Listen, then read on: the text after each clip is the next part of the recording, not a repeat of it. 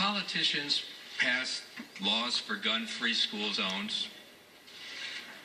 They issue press releases bragging about them. They post signs advertising them. And in doing so, they tell every insane killer in America that schools are the safest place to inflict maximum mayhem with minimum risk. How have our nation's priorities gotten so far out of order? Think about it. We care about our money, so we protect our banks with armed guards. American airports, office buildings, power plants, courthouses, even sports stadiums are all protected by armed security. We care about our president, so we protect him with armed Secret Service agents. Members of Congress work in offices surrounded by Capitol Police officers. Yet when it comes to our most beloved, innocent, and vulnerable members of the American family, our children, we as a society leave them every day utterly defenseless. And the monsters and the predators of the world know it and exploit it. That must change now. The truth is,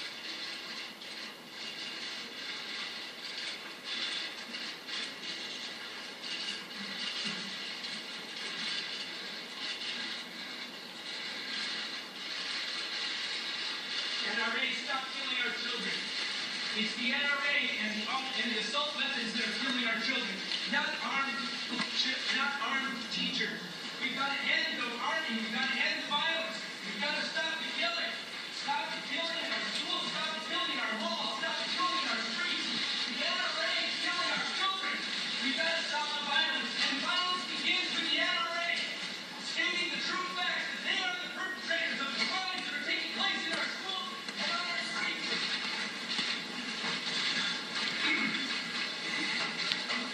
the truth is that our society is populated by an unknown number of genuine monsters. People that are so deranged, so evil, so possessed by voices and driven by demons that no sane person can ever possibly comprehend them. They walk among us every single day. And does anybody really believe that the next Adam Lanza isn't planning his attack on a school he's already identified at this very moment? How many more copycats are waiting in the wings for their moment of fame from a national media machine that rewards them with wall-to-wall attention and a sense of identity that they crave, while provoking others to try to make their mark? A dozen more killers? 100 more? How can we possibly even guess how many, given our nation's refusal to create an active national database of the mentally ill? The fact is this: that wouldn't even begin to address the much larger, more lethal criminal class. Killers, robbers, rapists, gang members who have spread like cancer in every community across our nation. Meanwhile, while that happens, federal gun prosecutions have decreased by 40% to the lowest levels in a decade. So now, due to a declined willingness to prosecute dangerous criminals, violent crime is increasing again. for the first time in 19 years. Add another hurricane, terrorist attack, or some other natural or man-made disaster, and you've got a recipe for a national nightmare of violence and victimization. And here's another dirty little truth that the media try their best to conceal. There exists in this country, sadly, a callous, corrupt, and corrupting shadow industry that sells and stows violence against its own people through vicious, violent video games with names like Bulletstorm, Grand Theft Auto, Mortal Kombat, and Splatterhouse. And here's one.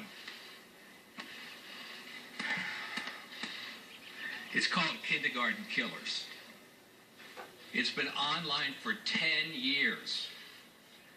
How come my research staff can find it and all of yours couldn't or didn't want anyone to know you had found it?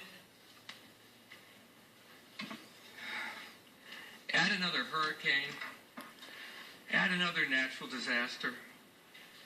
I mean, we have blood-soaked films out there, like American Psycho, Natural Born Killers, that are aired like propaganda loops on splatter days, and every single day.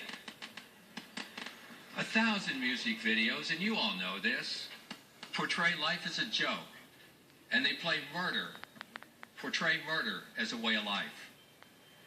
And then they all have the nerve to call it entertainment.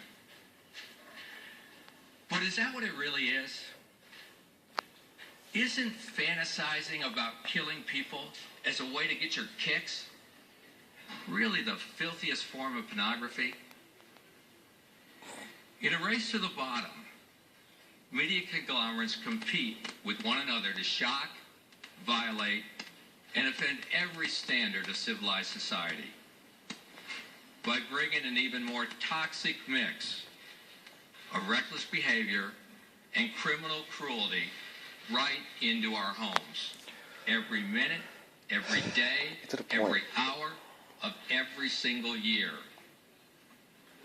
A child growing up in America today witnesses 16,000 murders and 200,000 acts of violence by the time he or she reaches the ripe old age of 18.